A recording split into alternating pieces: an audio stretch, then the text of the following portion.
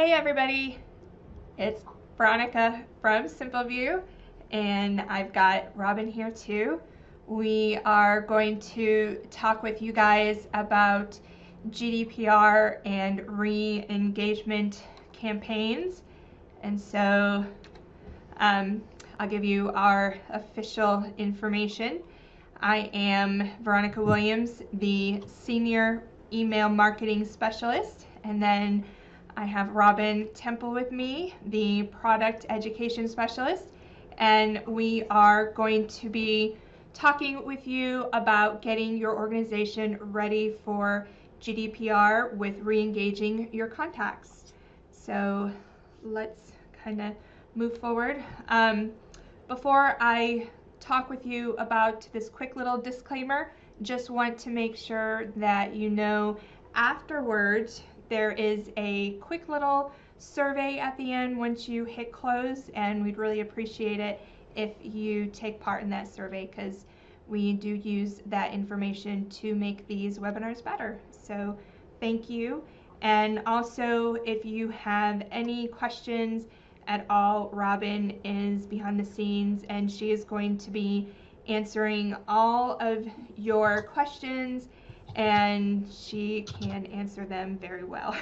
So she is here for you, and just put those questions in there.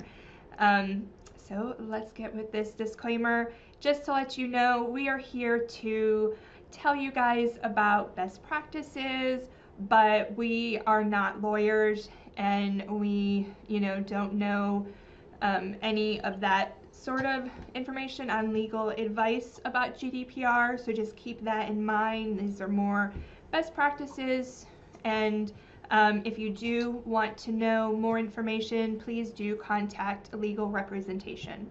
Okay? And any of this information, if you need it, it is in the forum, and we'll get more into that.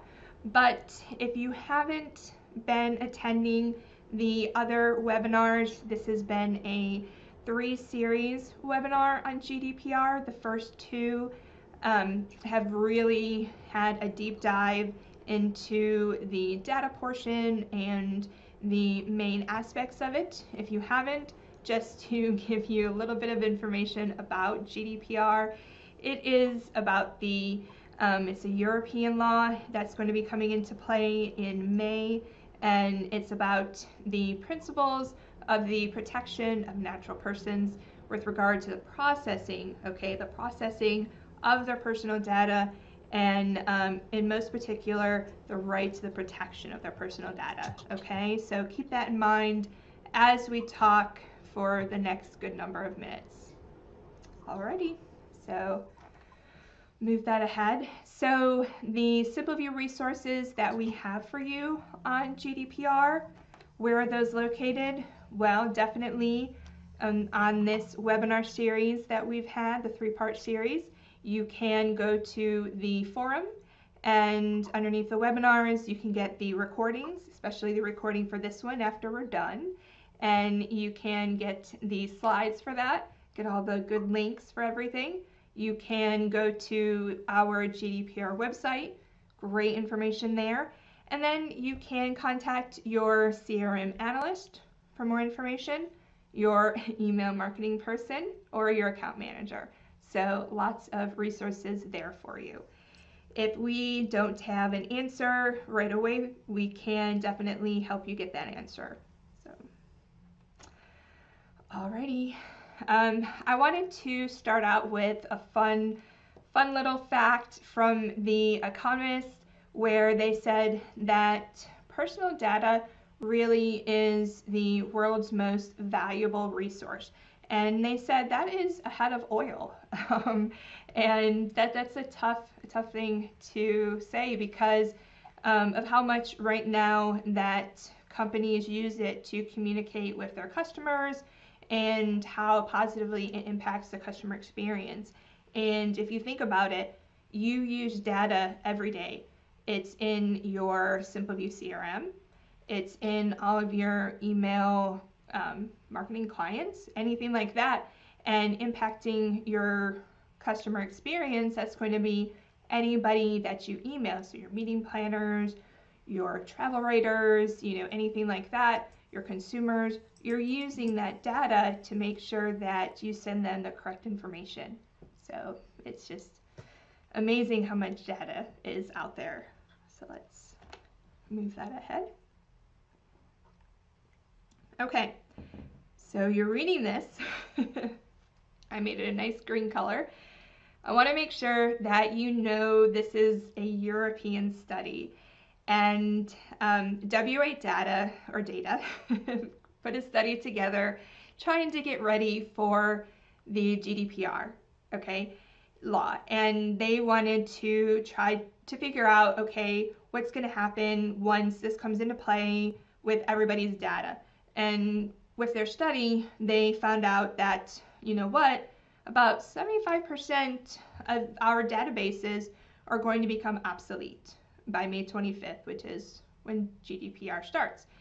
And the rest are only going to fit the requirements.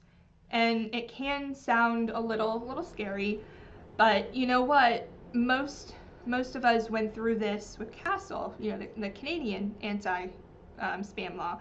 So it's something that, I really think that everybody will be able to do again. So we'll be good to go. But just wanted to put this out there that it is something that we have to think about when you are doing a re-engagement campaign. Any of those type of campaigns, you are going to have to let go, say goodbye to some of your data. It's just something that's going to have to happen. So we can do it. We can do it. And what are we going to talk about today? We are going to go through the types of campaigns. We're going to talk about what you're going to do with these campaigns, what to expect, the process, and then the best part, what are our benefits after the campaigns have completed. Alrighty, so let's start. So the types of these campaigns, and we've got these campaigns, and there really are a bunch of different types of campaigns, and even with GDPR coming on board, there has been one that just popped up. And I'm going to start with that one, which is the Weatherspoon strategy. And with that one, there was this company who came in, and they just knew that they had received their data or their email addresses really the wrong way. We'll just call it the wrong way. And so instead of trying to do the work and try to get them re-permissioned or get them re-engaged or anything, they just threw them away, they dumped them, and they said, you know what, email, it's not all it's cracked up to be, so we're just going to go social. We're just going to do all of our communications through social media. Really, it's just not a really good strategy. So I wanted to bring this to your attention to let you know, just don't do the Weatherspoon strategy. It is out there, just not a good idea. What we're going to be focusing on is going to be either what you can call a re-permissioning campaign or re-engagement campaign. There is something called a permission pass campaign, and we'll talk about that next. But those are our top two focuses. So the permission pass, what it is, how it makes itself a little bit different from the ones that we're used to, is that basically we are used to campaigns, which means there's more than one email.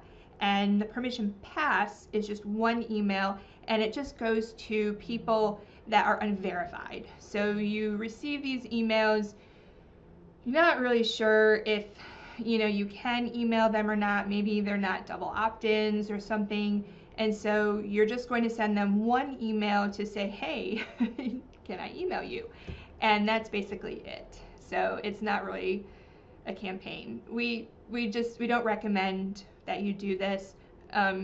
There's not really much to it. It doesn't prove really anything to them about you. You want to stick with the campaigns. But again, it is something that's out there. If you heard about it, again, not one of the things that we recommend. So, okay, so the campaigns. What makes these different? Again, they are more than one email. they show value because you're showing these subscribers of yours that you have content. They talk about your brand. They are simple. They're not going to be these elaborate campaigns, but they are simple. They're going to show that your subscriber wants to continue receiving emails from you. They're going to show that you're trustworthy. You know, you're not just this fly-by-night person like the Weatherspoons. You are going to also show them that you can be trustworthy. You're going to give them confidence about you. So you're going to let them know that through your writing that they can be safe, or they can feel safe that their data is in your hands. So it's just a way for them to really see that you're great people. So that's going to be some really big things about these campaigns. So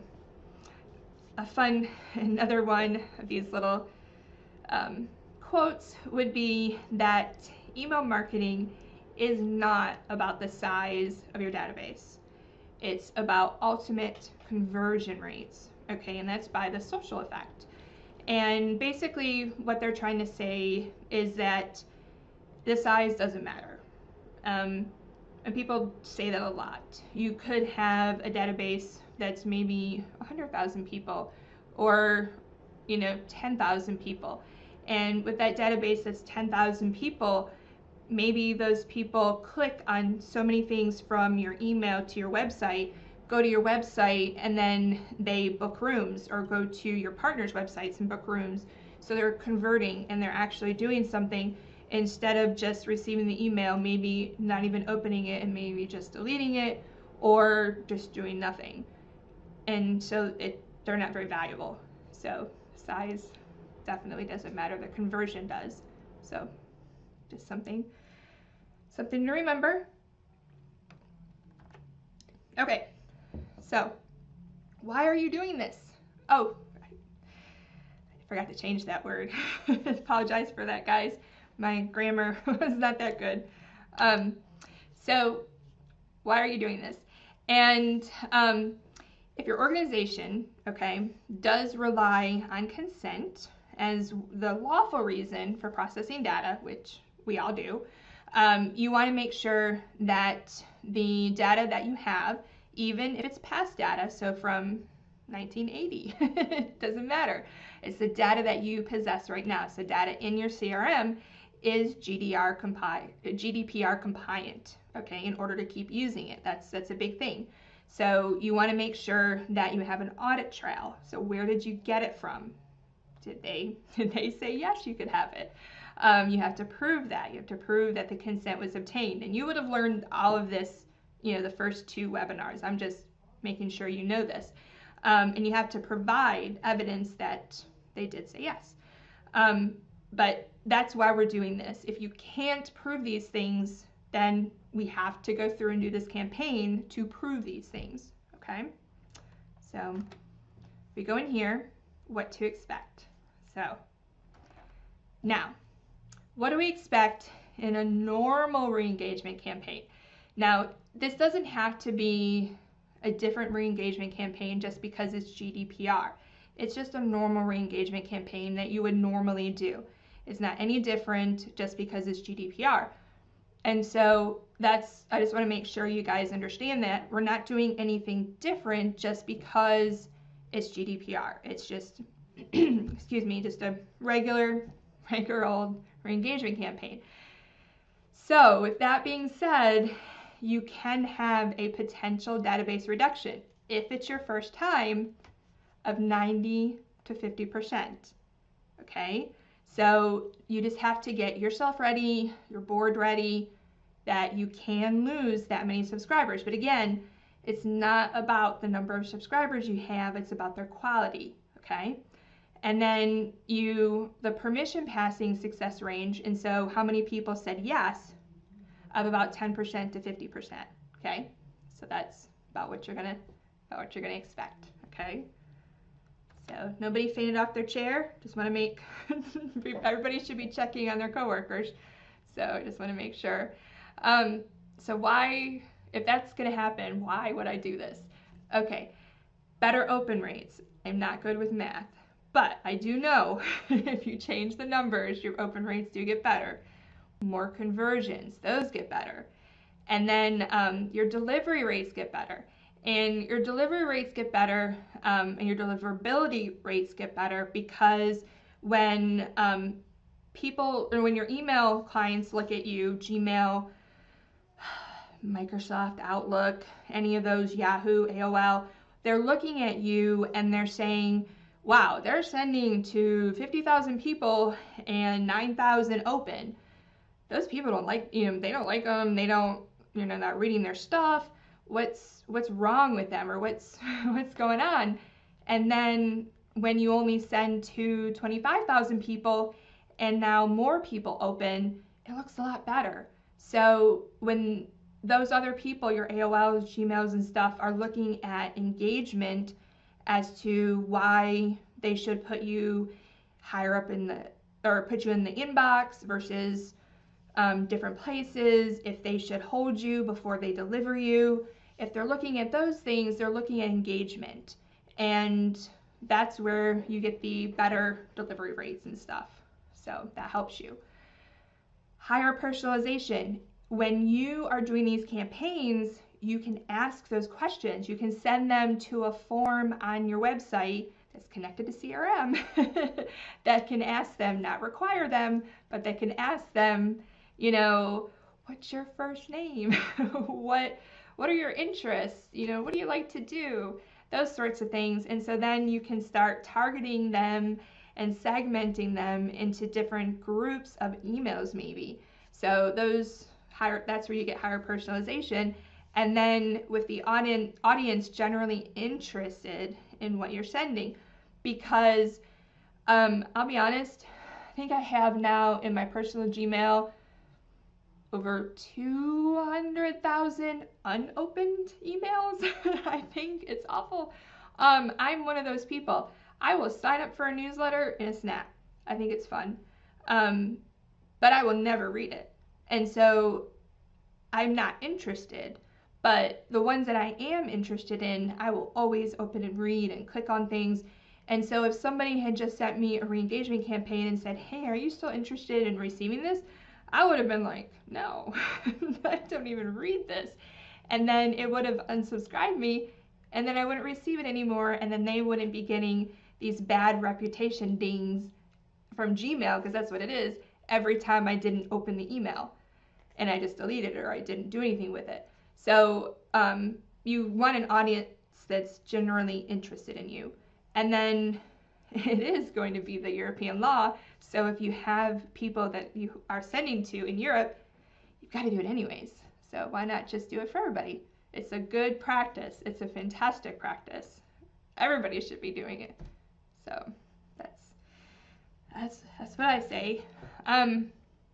Okay, another drink. So the good news is that, because there is good news, if you already have consent for people or your subscribers that was obtained through a GDPR compliant fashion, then those people, you don't have to recapture consent again. You can do a little happy dance. For those people, maybe you've been working with SimpleView for a while and you're using our web forms. They've got some great, tracking stuff on them. Then maybe you already have what you need, and there are going to be people that you don't have to do this for. So, take a look at what you have, and maybe you can separate it. Some don't, some do. So there is some good news. You don't do it for everybody. So then we have another quote. So this is a math problem, but it's a word math problem, so it's weird. Okay, ready guys? So we have clean data plus positive intent, okay, equals increased engagement, it keeps going, plus improved inbox placement, plus better overall ROI. Okay, so basically it's just saying what we've been saying. If you clean your data, if you do this engagement campaign, and you you're doing your re-engagement campaign and you get people who want to receive from you, it's going to increase that engagement with them, and it's going to improve your inbox placement with your Gmails, Yahoos, AOLs and stuff, and that is going to up your ROI. So that's awesome stuff. So, okay, so you want to create value in these emails. Everybody likes something free. Everybody does, no matter who they are. And so you want to show how you can provide value in your campaigns. And there's nothing wrong with, in your first one, because I say do about 3. In your first one, maybe saying, here's an incentive. Here's an incentive. So you can offer incentives in your emails, not an incentive to subscribe, but an incentive maybe to come visit your destination is what I'm talking about. Here is $1 off French fries at our famous fry shop. I love French fries. If you could do something like that, or, anything, but you can do incentives, offers, any kind of a fun upgrade. I don't know, get whipped cream on your hot cocoa when you go into the Marriott, something. But it can be anything you want, but you can create value from within inside your email that you're trying to have people subscribe to. So there is something you can do there. But again, you can't have it be, if you sign up, you get this. That's a conflict of interest. So it's just a nice added bonus is how you should see it. So, okay, so this is a long one. Don't take it for granted that you'll maintain your current list size. So true. You're going to have to work smarter to gain permission and carefully test to see what format, number of fields, sign up process, blah, blah, blah. So basically what works best for your audience. And that's very true, because on your sign up forms, you just want to make sure you don't make every field required. What I've been reading is you can make maybe the email address and the country required. And that's pretty much it, because people really don't like a lot of required fields, and they don't really fill them out. And then they skip and they just move on to somebody else. So you need the country, so you can target based off of where they're located, and you need their email. So those might be 2 things, that you might require. And so you can test that and see how that does. But there's nothing saying that your form has to always be this, that you have to always have the form always the same. You can A/B test. If everybody has ever A/B tested, you test 2 things, have 2 different things, and then you see which one works better. So you can run A/B tests and see, testing out, making different things required, and see which one gets a better conversion rate. There's nothing wrong with that. So lots of stuff you can do. Okay, so the process, lots of good stuff with the process. So where do you start? I know you've been thinking that since I've opened my mouth, but where do you start already? Okay, so pre-CASL.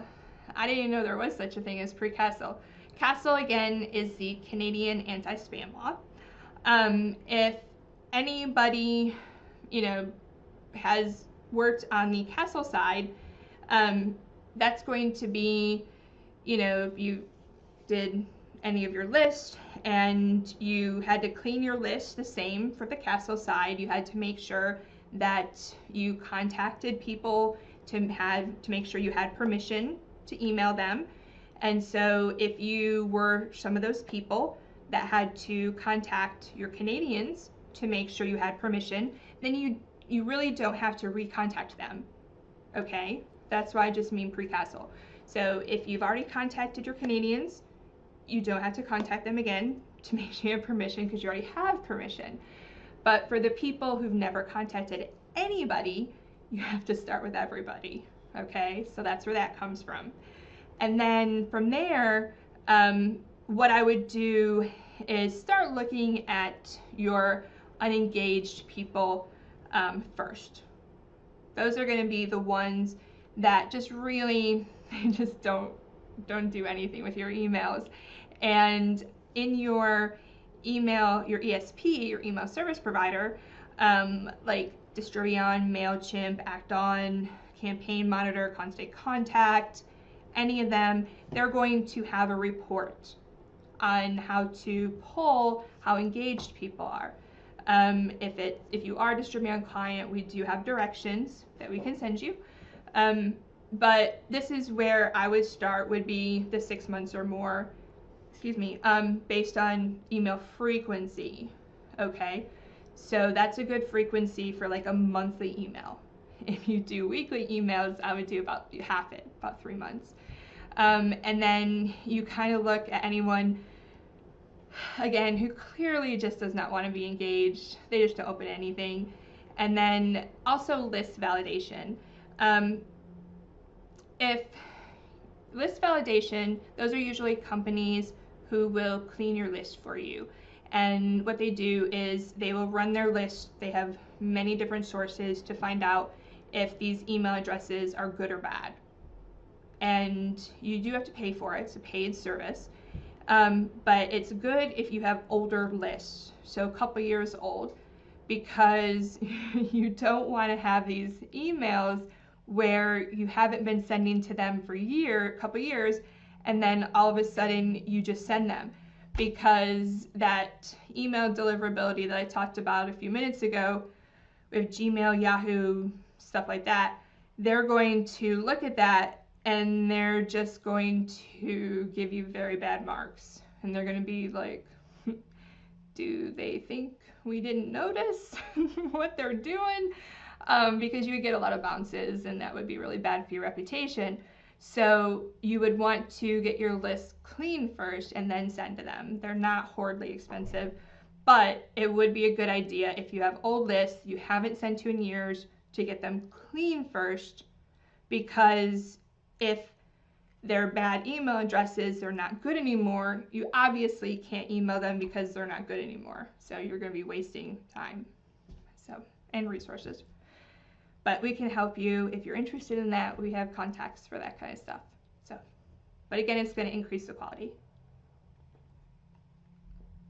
Okay. So what do we do?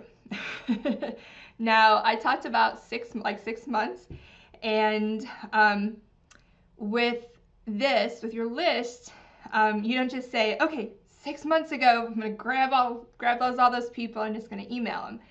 What you want to do is you create segments, and within these segments, and then you send out emails based off of segments. You don't want to overlap these segments, okay? Meaning, you don't want to say, okay, I'm just going to send all these.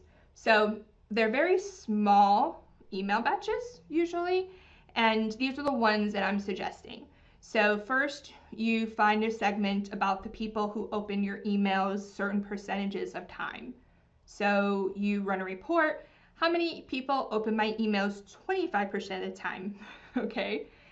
50% of the time, and then 75% of the time, and then you run it again with how many people open my emails with that certain amount of time, and then with clicks. So the reason why we're doing this is because we're trying to find out because these are your good people, and we're trying to find out with these segments of how many people still want to hear from you and are still in these segments, because after we do this campaign, then we're going to want to start sending to these people for real our monthly newsletter. So how many people are we really going to have left over afterwards? And we want to keep them in these segments because these are really good segments to start using going forward. And then people will move out of segments as their activity changes. So that's kind of how the different segments work. But here are other ones. How many people open the emails but just don't do anything? You can call that my brother, but they receive emails, they don't do anything. So that means they receive them and they don't open them. And then they do that over 6 months, over 12 months, over 18 months. So there's just lots of different segments that we can use, but it's very helpful because when you send these out, we send them out at different times. And when you do that, it helps with your email clients like Gmail, AOL, Yahoo, because we're not sending the good ones, your opens, with these at the bottom, they receive them and don't do anything. Okay, you separate them because the good ones, they have high opens, and then the bad ones, not so good. So you don't want them to be sent together. It kind of messes up their deliverability. So that's why we separate them, because there isn't a really one size fits all kind of thing. So sorry, I hope that makes sense. Now, how long do we do this? We really don't want to bombard subscribers, but May 25th is really coming around the corner, as she says. And so with the 3 email series, you've got to start as soon as possible, like tomorrow. And so you've got to really start soon. And with each email, you up the ante. So you would, on your first email, you're going to send to your most recent data first, meaning you send to your most engaged first. So you send to them first. And then after that, the second ones will go to the ones that aren't really as engaged. So those would go second. And then you increase after that. And then they get the second round of emails, because the first email you send is a little bit more friendlier. Hey, we love to keep, staying friends. And by the second email, it's, hey, we want to stay friends, but we won't be able to unless you, check this box, because, we can't really stay friends unless you say we can. And then you have the third email of, if you don't do anything, we're going to assume you don't want to be friends, and we're just going to unsubscribe you from everything, and we won't ever talk again, kind of thing. So it's kind of a third one is a little abrupt, but it lets them, basically it lets them know. But when this slide, I wanted to make sure I put out there, because for you guys, to get you started after you do these campaigns, I don't want you to think that you can only look at email as something that you can collect on a form. It's something that you can use your website pop-ups. It's not something that you only can use a form. You can also use social media. If you're using Instagram, you haven't used Facebook, but if you're using Instagram, if you're using Twitter, it's something that you can use. It doesn't have to just be a web form. So just think about that. It can be all different things. So, and it can be too with GDPR. So just as long as you have proof and they know your privacy policy. So those are major things. And again, yeah, you don't have to be restricted to email, definitely social, and by gosh, by golly, make sure everything is in your CRM. Can't stress that enough. If you, for any reason, ever had to prove anything, you can just head back to CRM and everything would be there. It'd be so easy. So just make sure that all your data is collected, dumped into CRM. So it's always your central source. You don't want to, if you do have Distribuon, you don't want to have, some of your data in Distribuon and some of it in SimpleView, everything in SimpleView and CRM. It just makes so much more sense to have everything in one location. So be a purist, be a purist.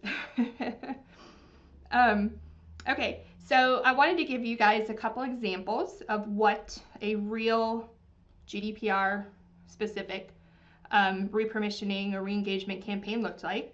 And this is one. So if you want to take a look at it, I'll just put it up here for a little bit. the main thing to take a look at is it does mention new legislation. So that is something, you know, that you can put in there saying, hey, there is new legislation. That's why we're doing this. You can blame it on that. And it does give the user or the subscriber two different areas. It gives them a text link, reconfirm, and it gives them a button. Very smart. So those are two great things. This one, again, great information. You're gonna stop receiving emails from us if you don't do this. And this one I liked because it tells you what you're getting. So it's very helpful that way. I know for me, sometimes I get these and I'm like, why? Who are you? And why are you saying this to me? So this is good because it's telling me what I'm getting now. And then with the buttons at the bottom, it says, you know, keep sending me this. I can go to my preference center or I can opt out. So those buttons are very helpful. Buttons are very good. People like buttons, so really good.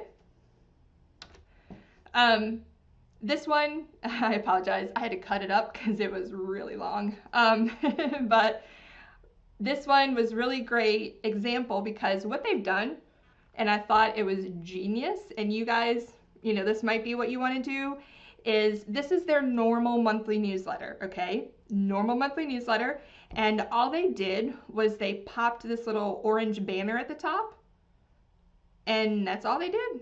They just started popping that little banner at the top of their normal monthly newsletter. And I thought that was a really, really interesting idea. And so people, and they're only basically doing this during GDPR time, but I thought it was such a great idea because instead of people having to scroll to the bottom because it is a really long email, right at the top, it has in bright yellow, you know, hey, do you want to unsubscribe? And it does have their terms and conditions and privacy and cookie policy like it's supposed to, just like it's supposed to by GDPR rules. So this might be maybe a way that you add in your re-engagement campaign into your current newsletter. Could be something that you add in there. So thought it was a cool idea. Urban Outfitters, who doesn't love Urban Outfitters emails when they look like a telephone? This one was cute, but it's an actual campaign for the re-engagement, but I did think it was a cute one, so I had to add it. But yeah, so just another example of, you know, if you wanna opt out, here you go. This is what you can do. But it was great because at the top, there's your offer. You know how I said, you know, have an offer. So it's all the way at the top, free shipping on orders over $50. So it's not contingent upon them saying yes or no. It's just at the top and saying, hey, free shipping if you order something. So that's what that is. But okay, so sorry, checking time. But the consent approaches, you want to have them opt in or confirm consent, and you want them to actually use the words yes or no. No flowery language. This isn't time to prove that you are that English major. It's yes or no, make it easy. And then you want to verify their contact details and preferences. So send them to either their preference center or CRM form, something.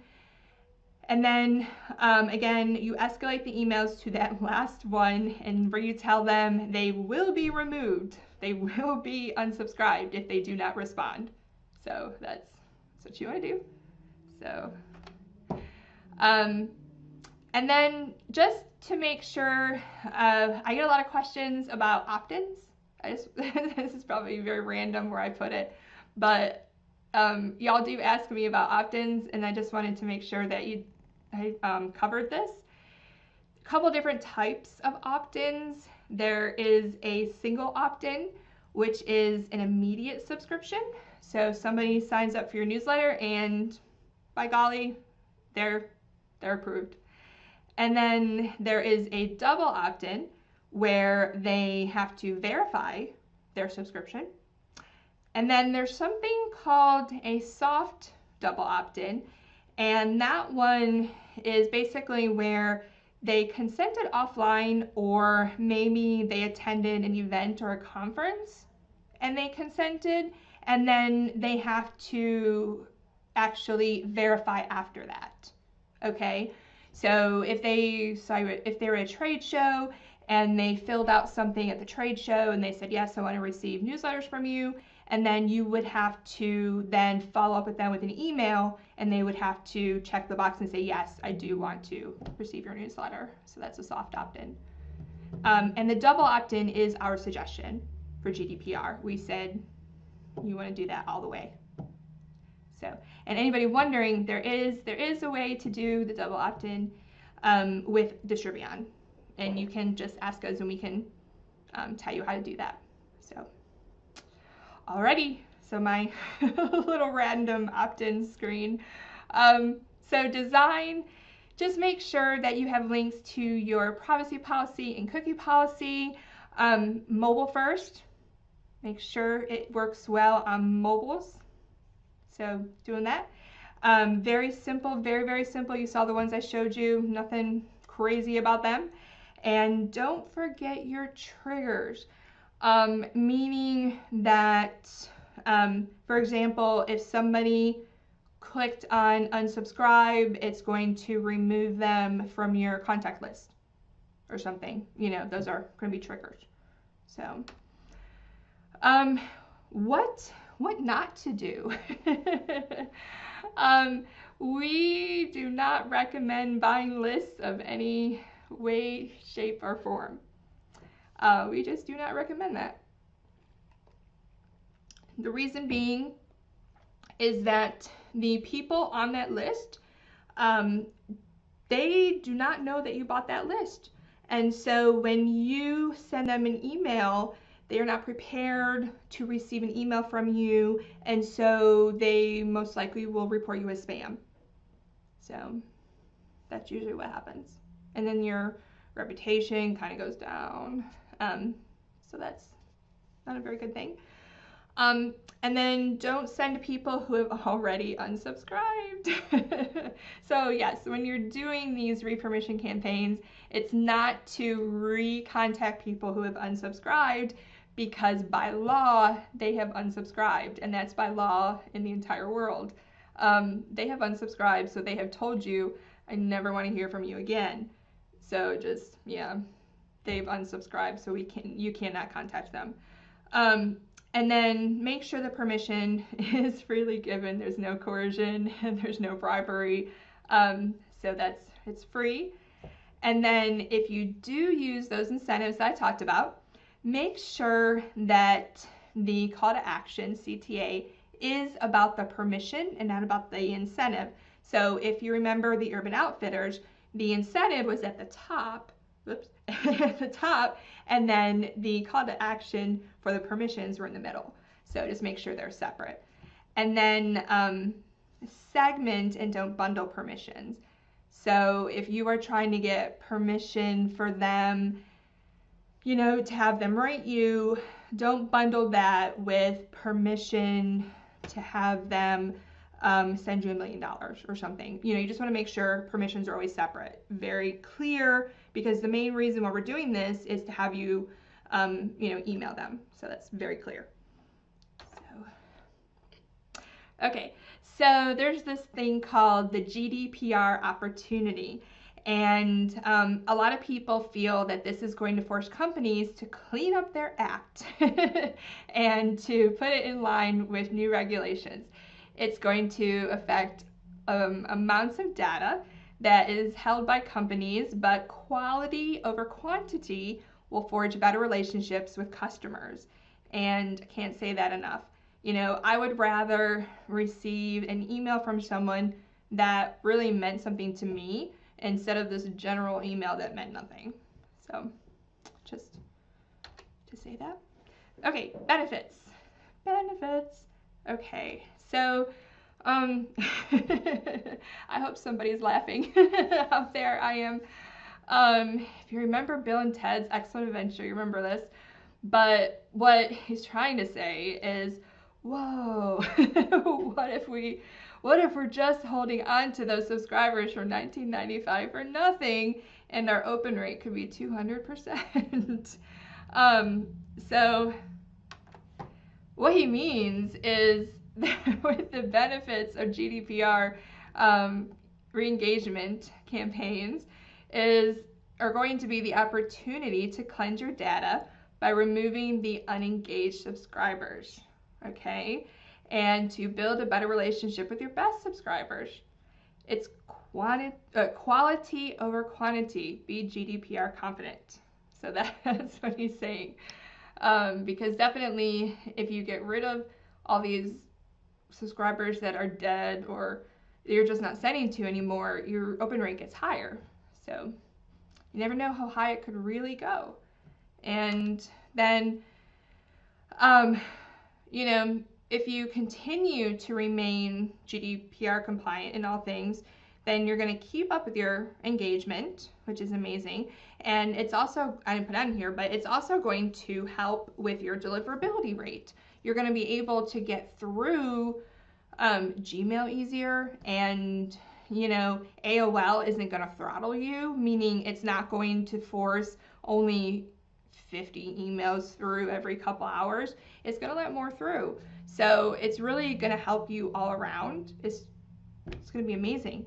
And to segment your list, you know, segmented campaigns get on average 14.64% more opens and almost 60% more clicks than non-segment campaigns, which is amazing. And some example segments, just to kind of get you guys excited, because I know you're going to go back and segment after we're done, would be email engagement, kind of what we talked about, you know, clicks, opens, that sort of thing, geographic area, website behavior. Now, we didn't really talk about that, but the last I checked, I think we all have websites, and you can take a look at, you know, what pages do people go to? Because if you work with whoever does, you know, your SEO, they can pull Google Analytics and, you know, try to find out more information about it, but you can find out people's website behavior. And, you know, if you can find out where people are going, then put that into their contact records and, you know, start targeting them if you know that they really like your dining sections, or if they're, you know, really into your transportation sections or something, then target off of website behavior. Then you can get into personal interests. You can ask that when they sign up. What are you into? You know, do you like, I don't know, gardening? I don't know, that wouldn't be gardening, but it would be, I don't know, hiking, you know, stuff like that. So you can ask those and then segment off of those. And then demographics. So there's all different things you can segment off of, and then this information can be taken, and then you can write newsletters or dynamic content within newsletters off of those. So sky's the limit. And people, it's been proven, people want to receive newsletters based off of what they want to hear about versus these huge mega newsletters about everything. So, and then we're almost done, I promise. I was thinking about all the different people that you as a DMO would be contacting. And I knew that you would think about your meeting planners, your sports people, travel trade, consumers, obviously, but I wasn't sure if you would think about your journalist. That was the one area I wasn't sure if you would really think about. So I wanted to make sure that you didn't forget that journalists too have to be remembered when you are getting GDPR compliant. because they are, it isn't any different when you pitch to them about, about your destination, about anything like that, than when you're talking to your member partners or consumers. It's the same thing. And they still have to give consent in order for you to email them press releases and stuff. So I just want to make sure that you don't forget that and that you do this, and that you can get consent through the platforms that you use to talk to them in. I could not remember the name of some of the platforms, but through them, you can get consent through them or through social media platforms. So if they contacted you through Twitter and said, hey, can I come and do blah, blah, blah, you can use that and you can take a screenshot of their request and save that in their profile, and that's their request. Okay, so you can, save stuff like that. But also, again, if they email you directly, that also matters. But I just wanted to make sure that you understood that you have to also think about journalists. So that's my that's my thing there. And then I just don't know how to put this, but GDPR really is kind of a big deal. So don't forget it. If you need more information, if you missed the first two webinars in this 3-part series, I have to say my colleagues are amazing, all of them, Sam and Eric and Robin. So if you have missed them, definitely head over into the forum and watch them. Just you need to get that information.